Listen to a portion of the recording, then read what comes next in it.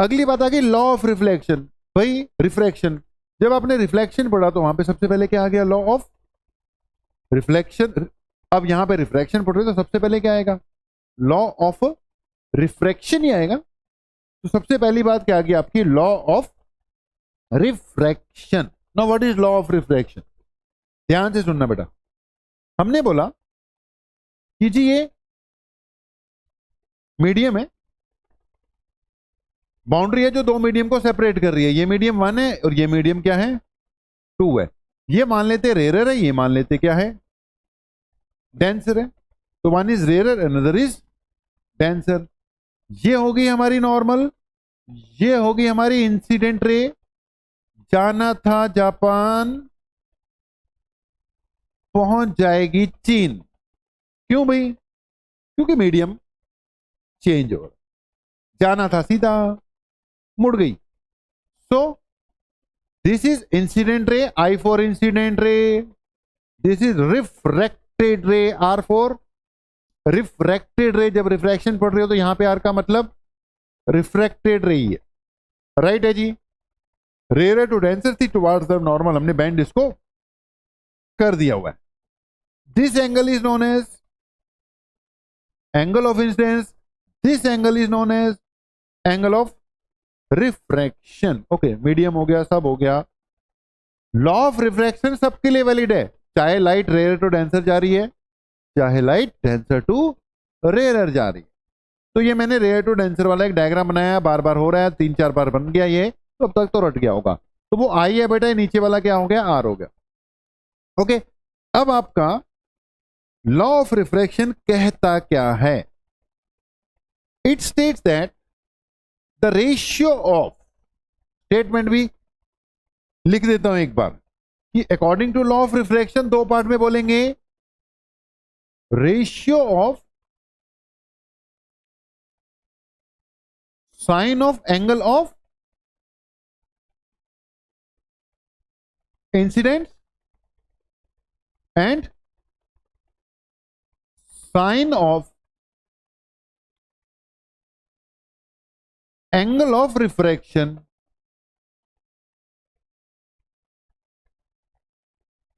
is equal to a constant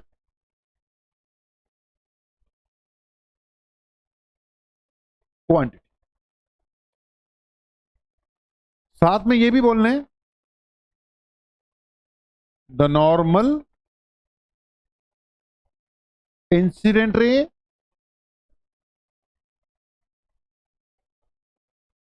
and refracted रे all lie in same plane। The normal incident ray and refracted ray all lie in same plane। इनका plane बेटा क्या होता है?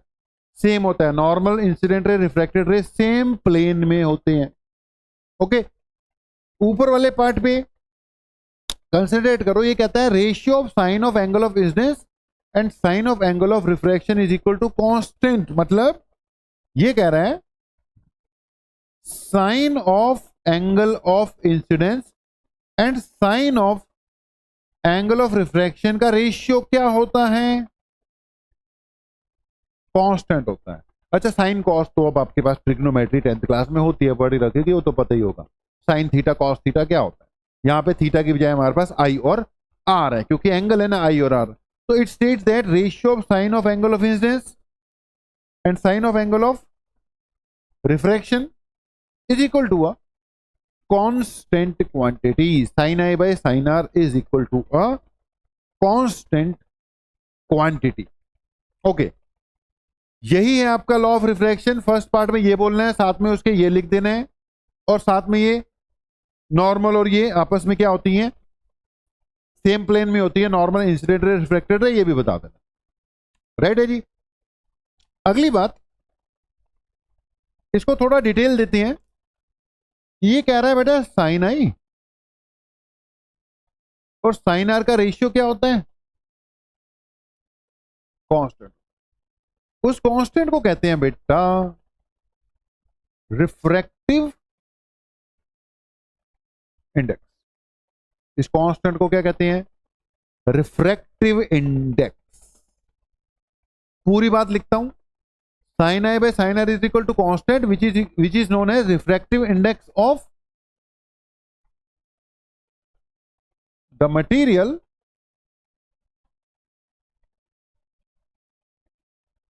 in which light enters, जिसमें light गई है, with respect to the medium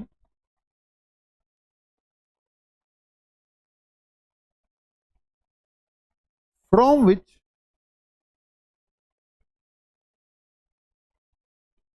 light comes, with respect to the medium from which light comes. Okay, that means sin i और sin are का रेशियो जो है वो एक कांस्टेंट है। उस कांस्टेंट को बोलते क्या है? Refractive index. वो डिनोट किससे करते हैं? उसको एन से। ठीक है, म्यू से भी करते हैं, लेकिन अब एनसीईआरटी बुक के हिसाब से हम चल रहे हैं। एनसीईआरटी बुक में किससे डिनोट कर रखा है मेरे भाई? एन से डिनोट कर रहा है, तो हम भी किससे डिनोट करने जा रहे हैं? इसको एन से डिनोट करने जा रहे हैं। ओके, तो it is noted by small n. Okay, तो sign I by sign are is equal to n. N क्या है? Refractive index. किसका? जिस मीडियम में लाइट एंटर करती है। हमारी लाइट किस मीडियम में एंटर करी है? मीडियम 2 में।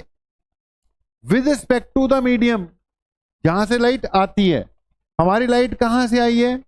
मीडियम 1 से आई है। तो sign I by sign are is equal to a constant. Constant का नाम रिफ्रैक्टिव इंडेक्स। रिफ्रैक्टिव इंडेक्स किससे डिनोट करना है? एन से। किसका रिफ्रैक्टिव इंडेक्स? मीडियम 2 का, विद रिस्पेक्ट टू मीडियम 1। 2 का क्यों बोला? क्योंकि जिसमें लाइट एंटर करती है उसको मैंने क्या ले रखा था? 2 ले रखा था। तो दिस इज बेटा लॉ ऑफ रिफ्रैक्शन। n/1 को पढ़ोगे तुम, refractive index of medium 2 with respect to medium 1। It is refractive index of medium 2 with respect to medium 1। Okay, पहली बात तो ये याद कर लो, लॉ ऑफ रिफ्रैक्शन क्या है? Sine A by sign R equal to constant. ऐसे लिख दो, इससे काम चल जाएगा। यहां इसको पूरा लिखो, sine A by sign R equal to n/1। n/1 क्या है? Refractive index. किसका? मीडियम 2 का। किसके रिस्पेक्ट में? मीडियम 1 के रिस्पेक्ट में। Refractive index of medium 2 with respect to medium 1। अच्छा, रिफ्रैक्टिव इंडेक्स क्या होता है वो करते हैं डिस्कस। पहले आप लॉ ऑफ रिफ्रैक्शन तो लर्न कर लो, समझ लो। लॉ ऑफ रिफ्रैक्शन में क्या पॉइंट है? सबसे पहले स्टेटमेंट लिखनी है कि ratio of sine of angle of incidence and sine of angle of refraction is equal to constant. उस कांस्टेंट का नाम लिख दो। इस कांस्टेंट को कहते हैं refractive index of medium in which light enters with respect to the medium from which light comes. Okay, बाकी मैथमेटिकली इसको ऐसे लिखना है, sine A by sign R equal to n/1। n/1 क्या है? आर आई मतलब refractive index of medium 2 with respect to medium 1। ठीक है जी। इसकी यूनिट कोई नहीं होती, नो यूनिट। रिफ्रैक्टिव इंडेक्स की यूनिट नहीं होती। कई बार क्वेश्चन डालता है कि रिफ्रैक्टिव इंडेक्स की क्या यूनिट होती है, तो भैया इसकी कोई यूनिट नहीं होती।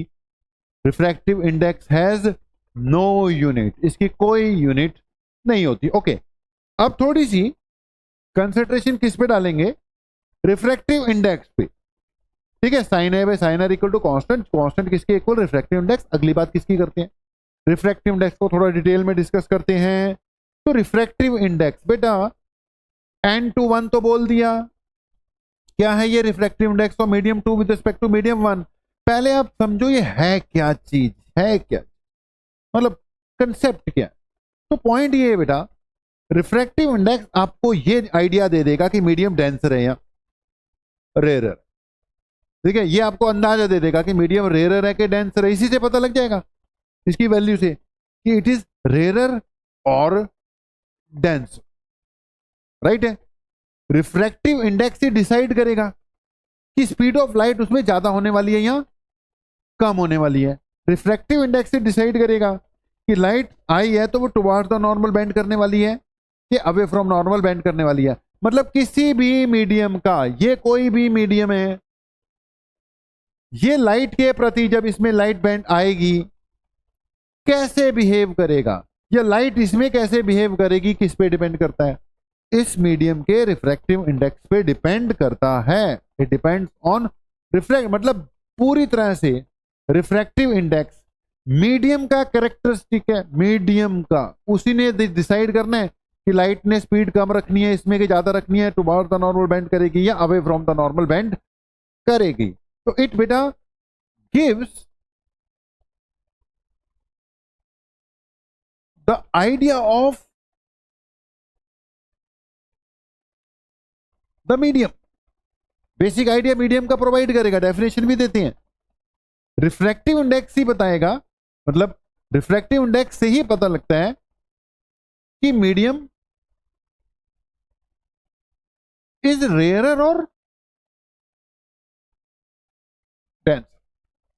बेसिकली इसको ऐसे पढ़ा जाता है, refractive index of medium 2 with respect to 1 है किसका? ये मीडियम 2 का है, जिसमें लाइट एंटर करती है उसका रिफ्रैक्टिव इंडेक्स। लेकिन ये बताना पड़ता है किसके रिस्पेक्ट में, ठीक है? ये बताना पड़ेगा कि किसके, लाइट आई कहां से थी। अगर जहां से आ रही है वो मीडियम चेंज हो जाएगा तो भी रिफ्रैक्टिव इंडेक्स की वैल्यू क्या हो जाएगी? चेंज हो जाएगी। ओके जी, अब इसकी बेसिक डेफिनेशन, बेसिक डेफिनेशन तो है इसकी, अगर मैंने लिखा हुआ ये N21 तो इसकी बेसिक डेफिनेशन है V1/V2, मतलब speed of light in medium 1 divided by speed of light in medium 2, refractive index of medium 2 with respect to 1 की बेसिक डेफिनेशन क्या है? It is ratio speed of light in medium 1। ऊपर कौन सी speed आनी है? जहां से लाइट आ रही है। नीचे कौन सी स्पीड आनी है? जिस मीडियम में लाइट जा रही है उस मीडियम की स्पीड। अगर ये लिखा होता V12 सॉरी N12 तो बेटा ये किसका रिफ्रैक्टिव इंडेक्स है? This is refractive index of medium 1, किसके रिस्पेक्ट में? मीडियम 2 के। तो इसकी बेसिक डेफिनेशन क्या बनती? Speed of light in medium 2 divided by speed of light in medium 1। तो बेटा कभी भी रिफ्रैक्टिव इंडेक्स के बारे में पूछा जाए कि यहां लिखा हुआ है WA, मतलब refractive index of water with respect to air, तो इसकी डेफिनेशन क्या बनेगी? Speed of light in air divided by speed of light in water. अगर कहीं लिखा हुआ है ये, तो इसको रीड क्या करना है तुमने? Refractive index of glass with respect to water. Water से आई है लाइट, ग्लास में एंटर करी है, तो इसकी डेफिनेशन क्या बनेगी? Refractive sorry speed of light in water divided by speed of light in glass. भैया जहां से लाइट आई है वो ऊपर आएगी उसकी स्पीड। तो N21 मतलब V1/V2, याद रखना, थोड़ा कॉम्प्लिकेटेड क्वेश्चन आएगा इसमें से। ओके, अब अगली बात, 2-3 बातें लिखता हूं। मैंने लिखा V21, VGW, VWG, VWA, VW vacuum. Okay, इसको क्या रीड करना है? वेलोसिटी नहीं यार, मैंने सब में गलत लिख दिया। क्या लिखना था? म्यू लिखना था, mu. μ21, μ12, μWG, μGW, μW, μWA, μWV। Okay, इसको क्या रीड करना है? Refractive index of 2। फिर मैंने गलत लिख दिया, म्यू की जगह एन लिखना था, ठीक है? अब म्यू से भी डिनोट करते थे ना कभी कभी, तो चलो अब चलने दो, म्यू से डिनोट कर दिया मैंने। इसको एनसीईआरटी बुक के हिसाब से लिखता तो N21, μ21 N21 एक ही बात है। Refractive index of medium 2 with respect to 1, इसको क्या रीड करना है? अगर N12 लिखा होता तो refractive index of medium 1 with respect to medium 2। इसको क्या रीड करना है? Refractive index of water with respect to vacuum. इसको क्या रीड करना है? Refractive index of water with respect to air. पढ़ना आ गया? ओके, मान लो आपको रीड करना आ गया। अब ध्यान से सुनना। अगर बेटा कहीं पे लिखा हुआ है refractive index of water with respect to air, अब एक और बात सुनो। मैंने बोला था एयर और वैक्यूम को हम लगभग एक ही चीज मानकर चलेंगे। एयर और वैक्यूम को हम लगभग एक ही चीज मानकर चलेंगे, इसमें कोई डिफरेंस नहीं लेंगे। हाँ, कोई ज्यादा डिटेल में पूछे कि यार एयर और वैक्यूम में कुछ फर्क होता है रिफ्रैक्टिव इंडेक्स का, तो बोलो हाँ यार होता है, लेकिन इतना कम होता है कि उनको एक ही चीज मान के चलते हैं। प्रैक्टिकली बेटा एयर और वैक्यूम को एक ही चीज मानकर चलते हैं प्रैक्टिकली। ओके, वैसे फर्क तो होता है। ओके, तो हम प्रैक्टिकल बात कर रहे हैं। इसको क्या रीड करना है?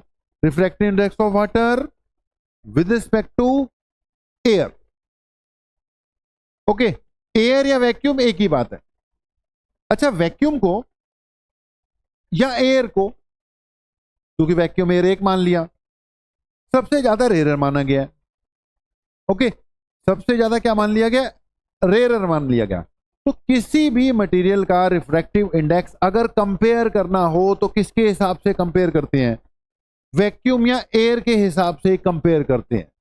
अदरवाइज तो मैंने बताया था, कभी भी किसी को क्या मान सकते हैं हम? रेयर। कभी भी किसी को क्या मान सकते हैं? डेंसर। डिपेंड करता है किधर से किधर लाइट गई है। लेकिन जब हमने स्टैंडर्डाइज कर दिया कि यार कंपेयर करेंगे तो किसके हिसाब से करेंगे? वैक्यूम या एयर के हिसाब से, तो एयर रेयरेस्ट हो गया, बाकी सब क्या हो जाएंगे उसके कंपैरिजन में? डेंसर हो जाएंगे। तो स्टैंडर्ड वे में अगर मैं देखता हूं तो मैंने एयर के हिसाब से कंपेयर करना है किसी को भी। तो उधर क्या लिखा हुआ है? Air, right. तो वाटर का विद रिस्पेक्ट टू एयर, इसको क्या रीड करना है हमने? Refractive index of water with respect to air. इसको क्या रीड करना है? Refractive index of glass with respect to air. इसको क्या रीड करना है? Refractive index of diamond with respect to air या वैक्यूम, एक ही बात। अब ध्यान से सुनिए, अगर कुछ नहीं लिखा हुआ, सिर्फ लिखा हुआ म्यू डब्ल्यू या एन डब्ल्यू, मैं म्यू लिखे जा रहा हूं, एन करता हूं इसको। म्यू का मतलब भी रिफ्रैक्टिव इंडेक्स ही होता है बेटा, एन डब्ल्यू। अगर बेटा यहां पे लिखा हुआ है refractive index of water with respect to air, तो ठीक है, विद रिस्पेक्ट टू एयर। अगर सिर्फ लिखा हुआ है रिफ्रैक्टिव इंडेक्स ऑफ वाटर, ये बताया ही नहीं हुआ विद रिस्पेक्ट टू क्या, तो एज्यूम कर लिया जाएगा कि विद रिस्पेक्ट टू एयर, क्योंकि एयर को ही हमने स्टैंडर्ड मान लिया हुआ है। एयर या वैक्यूम, फिर से वही बात, एक ही बात। तो ये एज्यूम कर लिया जाएगा कि हम किसकी बात कर रहे हैं? हम बात कर रहे हैं रिफ्रैक्टिव इंडेक्स ऑफ वाटर की, स्टैंडर्ड वाले की, मतलब विद रिस्पेक्ट टू एयर। तो बेटा अगर विद रिस्पेक्ट टू एयर या वैक्यूम रिफ्रैक्टिव इंडेक्सेस लिए जा रहे हैं, तो उनमें फिर यहां पे लिख के बताने की जरूरत नहीं होती कि किसके रिस्पेक्ट में। अगर कोई और मीडियम के रिस्पेक्ट में तो लिखना पड़ता है, एयर या वैक्यूम के वाले में लिखना ही नहीं पड़ता। यानी अगर ना लिखा हो तो समझ लो क्या दे रखे हैं, ये एब्सोल्यूट रिफ्रैक्टिव इंडेक्सेस ही दे रखे हैं। तो पॉइंट इज, अगर कहीं लिखा हो एन डब्ल्यू, एन ग्लास, एन डायमंड, तो इसका मतलब ये क्या है जी? Refractive index of water with respect to vacuum. Vacuum air, एक ही बात। ये क्या है? रिफ्रैक्टिव इंडेक्स ऑफ ग्लास, नहीं लिख रखा कुछ भी, मतलब विद रिस्पेक्ट टू एयर या वैक्यूम ही है। विद रिस्पेक्ट टू डायमंड का refractive index with respect to air है, मतलब ये एब्सोल्यूट रिफ्रैक्टिव इंडेक्स है। कौन से? एब्सोल्यूट, मतलब स्टैंडर्ड रिफ्रैक्टिव इंडेक्स। तो किसी भी मटेरियल का आमतौर पर जो हमें अवेलेबल वाला रिफ्रैक्टिव इंडेक्स होगा वो कौन सा होगा बेटा? विद रिस्पेक्ट टू वैक्यूम वाला ही हुआ करेगा। इसको एब्सोल्यूट रिफ्रैक्टिव इंडेक्स कहते हैं, राइट है।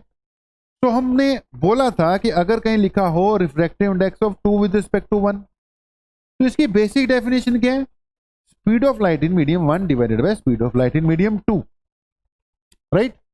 अब मैंने लिखा हुआ है रिफ्रैक्टिव इंडेक्स ऑफ मीडियम 2 मान लो, ठीक है, या refractive index of any medium मान लो। अब यहां कुछ नहीं लिखा, कुछ नहीं लिखा मतलब विद रिस्पेक्ट टू वैक्यूम बात चल रही है। सो ऊपर किसकी स्पीड आनी है? जहां से लाइट आ रही है।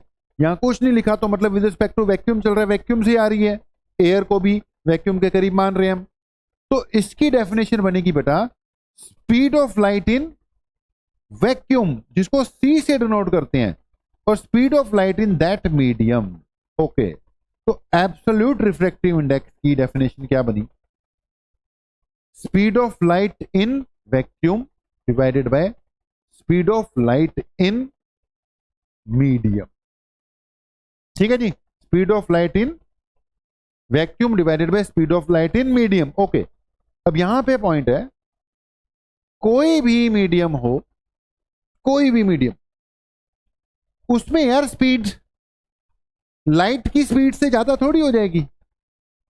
सबसे ज्यादा स्पीड लाइट की वैक्यूम में होती है ना। तो अगर लाइट किसी और मीडियम में एंटर करती है तो उसमें स्पीड वैक्यूम के कंपैरिजन में तो कम ही रहेगी, वैक्यूम से ज्यादा तो हो ही नहीं सकती।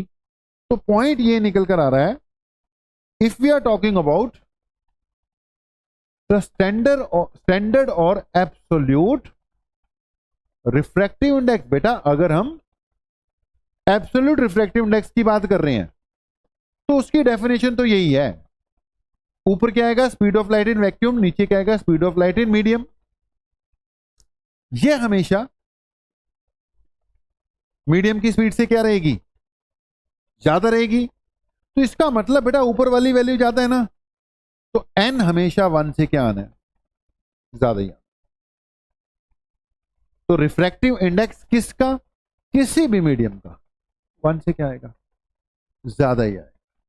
जितनी इसकी वैल्यू 1 से ज्यादा होती जाएगी, इसका मतलब उतना ही वो ज्यादा डेंसर होता जाएगा और उतनी ही उसमें स्पीड क्या होती जाएगी? कम होती जाएगी। राइट है? यहां से एक और फार्मूला बार बार यूज होगा न्यूमेरिकल्स में। यहां पे मैंने Vm को घुमा के ऊपर ले गया, तो ये C डिवाइडेड बाय क्या आ जाएगा बेटा? N आ जाएगा।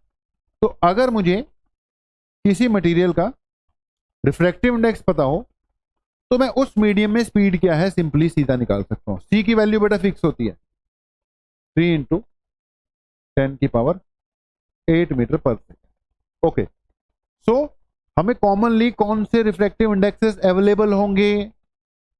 विद रिस्पेक्ट टू वैक्यूम वाले ही अवेलेबल हुआ करेंगे, जिसको हम किससे? C डिवाइडेड बाय Vm से निकाल लिया करेंगे। ओके, जितनी रिफ्रैक्टिव इंडेक्स की, एब्सोल्यूट वाले रिफ्रैक्टिव इंडेक्स की वैल्यू 1 से ज्यादा आएगी, उतना ही वो मीडियम ज्यादा डेंसर माना जाएगा। तो आपको ठंडे दिमाग से ये जो भी यहां पर कवर अप हुआ है उसको बेटा देखना पड़ेगा, रिपीट करना पड़ेगा। हमने जो अब तक का सबसे इंपॉर्टेंट पार्ट डिस्कस किया है वो रिफ्रैक्टिव इंडेक्स वाला पार्ट ही डिस्कस किया है। हमने बोला कि भी इजी से इजी चीज भी करा देंगे, कॉम्प्लिकेटेड से कॉम्प्लिकेटेड वाली भी डिस्कस होगी, सब कुछ होना है। कुछ बच्चे हैं जो अभी इजी वाले भी बैठे हैं, इजी वाले में भी दिक्कत आ रही है, तो भाई वो उनको वो भी करना पड़ेगा। कुछ ने थोड़ा रिवीजन कर रखी है, बीच बीच में कहीं कहीं पे गैप्स हैं, डाउट्स हैं, तो जहां जहां पे डाउट्स हैं उनको थोड़ा कंसंट्रेशन से देख लेना। ठीक है जी, तो ये रिफ्रैक्टिव इंडेक्स वाला मतलब कंसंट्रेशन से देखने वाला कंसेप्ट है, यहां से अच्छा न्यूमेरिकल बनकर आएगा। ओके जी, तो इसको क्लोज कर कर बेटा आगे की ओर बढ़ते हैं। यहां पर हमें कुछ रिफ्रैक्टिव इंडेक्सेस प्रोवाइड किए गए हैं, एनसीईआरटी बुक का डायग्राम है, मटेरियल्स के रिफ्रैक्टिव इंडेक्स प्रोवाइड किए गए हैं। कौन से रिफ्रैक्टिव इंडेक्स हैं ये सारे? एब्सोल्यूट रिफ्रैक्टिव इंडेक्सेस हैं। These all are the absolute, मतलब विद रिस्पेक्ट टू वैक्यूम वाले रिफ्रैक्टिव इंडेक्सेस हैं। कौन से हैं? विद रिस्पेक्ट टू वैक्यूम वाले रिफ्रैक्टिव इंडेक्सेस है बेटा ये सारे के सारे। ओके, यहां पर एयर को वैक्यूम से थोड़ा सा फर्क कर कर माना गया है। तो एयर क्योंकि वैक्यूम के कंपैरिजन में स्लाइटली स्लाइटली डेंसर मानी जाती है, प्रैक्टिकली तो एयर और वैक्यूम को एक ही मान लेंगे। इसलिए अगर मैं बेटा एयर का, सॉरी पहले एक बार, कई बार वैक्यूम का ही पूछ लेता है कोई, वैक्यूम का रिफ्रैक्टिव इंडेक्स बोलूं तो वो तो एग्जैक्टली इक्वल टू क्या ले लेना है, 1। वैक्यूम का refractive index exactly equal to 1.00000000000000000 जितने मर्जी लगा लो, पूरा पूरा 1 है। वैक्यूम का रिफ्रैक्टिव इंडेक्स पूरा पूरा कितना लेना है, 1, एग्जैक्टली 1। एयर का रिफ्रैक्टिव इंडेक्स कितना है, 1.0003। याद होना चाहिए। देखो लंबा टेबल होगा, 2 टेबल हैं, वैक्यूम का तो चलो क्या हो गया, 1 हो गया। तो ये सारा बेटा रटना नहीं है, जिसपे मैं मार्क कर दूंगा वो वाले रट लेना, सारे नहीं रटने। नॉर्मली हमें क्वेश्चन में दे रखा होगा, हमें रिफ्रैक्टिव इंडेक्स की वैल्यू क्वेश्चन में बेटा प्रोवाइड कर रखी होगी, तो हमें सारा टेबल नहीं रटना। हाँ, जिसपे मैं मार्क कर दूंगा उसको बस थोड़ा ध्यान रखना है, वो याद हो जाए तो अच्छी बात है। जैसे हमने पहले बोला वैक्यूम का रिफ्रैक्टिव इंडेक्स तो पूरा पूरा 1.000 है। उसके बाद उससे ज्यादा डेंसर कौन आ गया, एयर। एयर का रिफ्रैक्टिव इंडेक्स 1.0003 है। ये याद रखना है, ये वाला क्या करना है आपने, याद रखना है। फिर आइस का दे रखा है 1.31। वाटर का बहुत ज्यादा यूज होगा, ये भी याद रखना है। 4/3 भी लिखा होता है कभी कभी, ये 1.33 भी लिखा होता है, इसको भी बेटा याद रखना है। ठीक है, फिर अल्कोहल है, सब बहुत दे रखे हैं, केरोसिन है, फ्यूज क्वार्ट्ज है, सारे नहीं करेंगे, जिसपे क्वेश्चन आएगा वो याद हो जाएंगे। इन सबको छोड़कर हमें यहां पर किसका याद रखना है, फिर डायमंड का याद रखना। एयर का, वाटर का, यहां ग्लास होगा कहीं पर, Canada balsam, rock salt, carbon dioxide, dense flint glass. अब देखो ग्लास के ना 3 दे रखे हैं, देखो crown glass,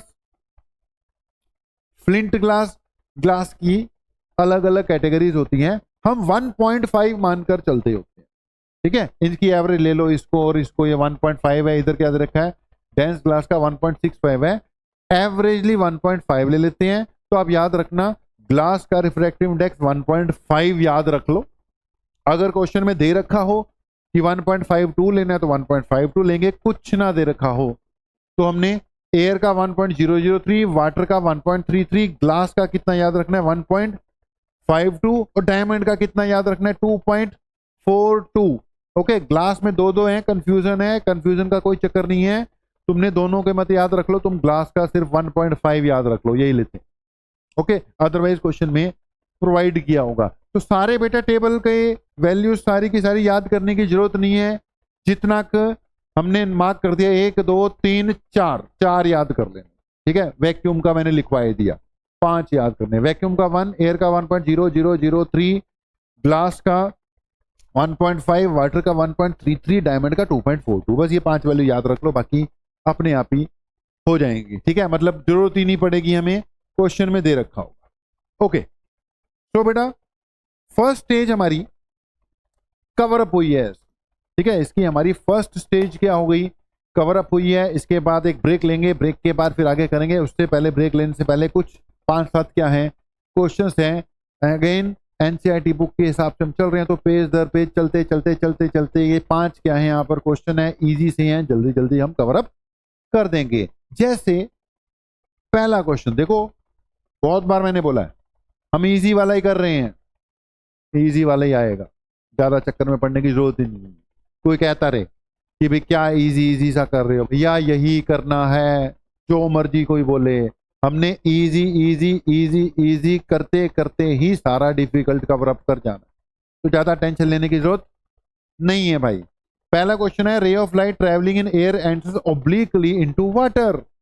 travelling in air कहां घुस गई, पानी में घुस गई, air to water. Does the light ray bend towards the normal और अवे फ्रॉम द नॉर्मल। अब एयर से वाटर में एंटर करी है, जब एयर से वाटर में एंटर करेगी तो मतलब रेयर टू डेंसर गई। रेयर टू डेंसर का मतलब क्या था, टुवर्ड्स द नॉर्मल, मेरे ख्याल से कोई दिक्कत वाली बात नहीं है। पहले पार्ट का आंसर क्या हो गया? Towards the normal. ओके, छोड़ दिया हमने। ओके, अगले पार्ट पे चलते हैं। दूसरा question, light enters from air to glass having refractive index 1.5। अब ग्लास का एयर से ग्लास में गई ना, एयर को वैक्यूम ही मान के चलेंगे। 1.5 दे रखा है। What is speed of light in glass? Air से कहां गई? ग्लास में गई। और ऊपर से ग्लास का रिफ्रैक्टिव इंडेक्स भी दे ही रखा है, देखो 1.5 ही दिया ना, मैंने बोला था ग्लास का 1.5 लेना है, 1.5 ही दिया अगले ने जब न्यूमेरिकल आया, टेबल में दो वैल्यू दे रखी थी। तो हमने बोला हमें पता है रिफ्रैक्टिव इंडेक्स का फार्मूला क्या होता है, it is speed of light in vacuum divided by speed of light in glass. हमें फाइंड क्या करनी है? स्पीड ऑफ लाइट वैक्यूम दे रखी है, and what is the speed of light in glass? Question को पढ़ लो भाई ध्यान से, speed of light in glass find करनी है। ये क्वेश्चन नंबर 2 है, बाकी बाद में मिटा देंगे हम, ये उसका सोल्यूशन है। Okay, refractive index equal to speed of light in vacuum divided by speed of light in glass.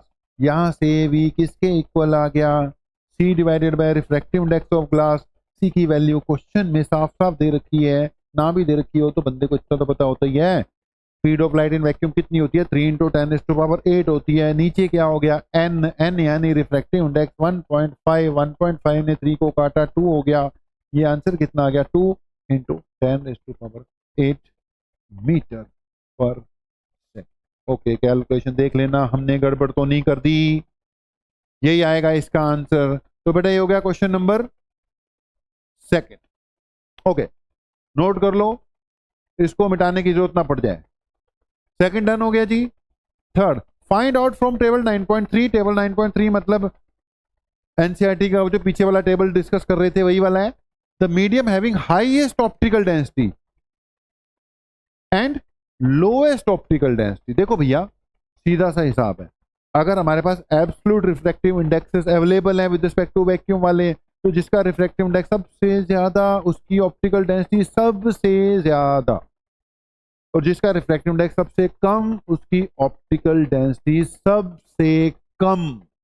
तो देखो भैया टेबल पे नजर मारनी पड़ेगी। क्या कह रहे हैं? सबसे ज्यादा 1.3, 1.3, 1.4, 1.4, 1.5, 1.5, 1.5, 1.5, 1.6, 1.6, 1.7, 2.42। सबसे ज्यादा ऑप्टिकल डेंसिटी किसकी? डायमंड की। और सबसे कम किसकी? एयर की। सबसे कम किसकी? एयर की। सबसे ज्यादा किसकी? डायमंड की। एयर की ऑप्टिकल डेंसिटी इतनी कम, इतनी कम, इतनी कम कि उसको वैक्यूम के इक्वल ही मान लेते हैं for all practical purposes. Vacuum के इक्वल ही मान लेते हैं। ओके, तो डेंसिटी, ऑप्टिकल डेंसिटी सबसे ज्यादा कौन भाई? सबसे ज्यादा कहां पे गए हमारे क्वेश्चन? ओके, ये रहे। सबसे ज्यादा ऑप्टिकल डेंसिटी डायमंड हो गया, सबसे कम एयर हो गया। ओके, फिर से बैक जाना पड़ेगा यार। Question number 4। क्वेश्चन नंबर 4 कह रहा है, थर्ड हो गया अपना, फोर्थ है। टेबल देखने के लिए फिर से जाना पड़ेगा। क्वेश्चन नंबर 4 में फिर भी टेबल का यूज है। वो कह रहे हैं you are given kerosene, turpentine and water. 3 चीजें दे रखी है। In which of these does the light travel fastest? 3 नाम है, कैरोसिन, टर्पेंटाइन और वाटर। टर्पेंटाइन ऑयल है, वहां दे रखा था टेबल में। इसमें फास्टेस्ट ट्रेवल करेगी जिसका रिफ्रैक्टिव इंडेक्स सबसे कम होगा, मतलब वो सबसे रेयर है इन तीनों में से, उसमें फास्टेस्ट ट्रेवल करेगी। तो देख लो भाई एक बार फिर से टेबल। एक कौन था? कैरोसिन। एक कौन था? Turpentine oil. और कौन था जी? वाटर था। देखो 3 बोला उसने, वाटर, कैरोसिन, टर्पेंटाइन। सबसे कम रिफ्रैक्टिव इंडेक्स किसका है? वाटर का है। वाटर, कैरोसिन, टर्पेंटाइन तुम्हारे सामने है, हमने नहीं लिखा, एनसीईआरटी बुक का पूरा टेबल छाप रखा हमने। ओके, उन्हीं में से लिए सारे के सारे पॉइंट। अब देखो रिफ्रैक्टिव इंडेक्स तो वही रहेंगे ना, तो हम स्टैंडर्डाइजेशन नहीं छोड़ सकते। बाकी बुक्स में मिस्टेक हो जाती है, इधर उधर की बात हो जाती है। एनसीईआरटी को हम ऑथेंटिक मान के चलते हैं, इसलिए एनसीईआरटी बुक के ही सारे वैल्यूज लेनी पड़ती हैं हम लोगों को। ओके, तो बिल्कुल ऑथेंटिक है। सबसे कम रिफ्रैक्टिव इंडेक्स वाटर का है। फास्टेस्ट किस में चलने वाली है? वाटर में चलने वाली है। ओके जी, तो ये भी डन हो गया। एक और क्वेश्चन आई थिंक बच रहा है हमारा कि रिफ्रैक्टिव इंडेक्स ऑफ डायमंड इतना है, what is meaning of this statement. अब जो मर्जी मीनिंग निकाल लो यार, ये तो बड़ा ओपन एंडेड सा क्वेश्चन लिख लिया, कई मीनिंग निकाल लोगे।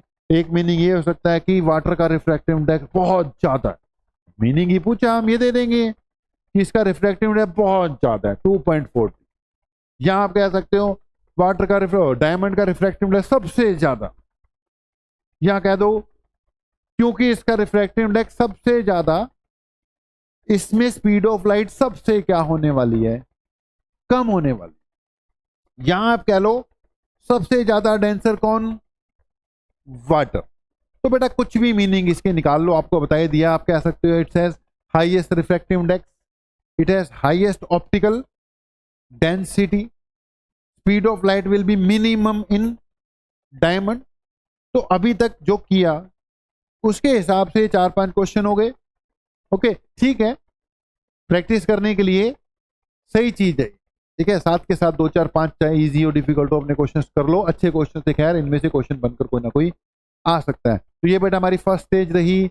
इसके बाद हम लेंसेस की ओर बढ़ जाएंगे। आगे वैसे भी अपने पास हेडिंग क्या आ रही है, स्फेरिकल लेंसेज, लेकिन अभी यहीं पे एक बार क्लिक क्लोज करेंगे, ब्रेक लो, अपना खाओ पियो ऐश करो, उसके बाद फिर से ब्रेक लेने के बाद अगले टॉपिक्स की ओर बढ़ जाओ और कर लो रिवाइज कुछ ही दिन के अंदर अंदर अपनी सारी फिजिक्स, ठीक है जी। तो अभी कुछ देर के लिए ब्रेक है, मिलते हैं थोड़ी ही देर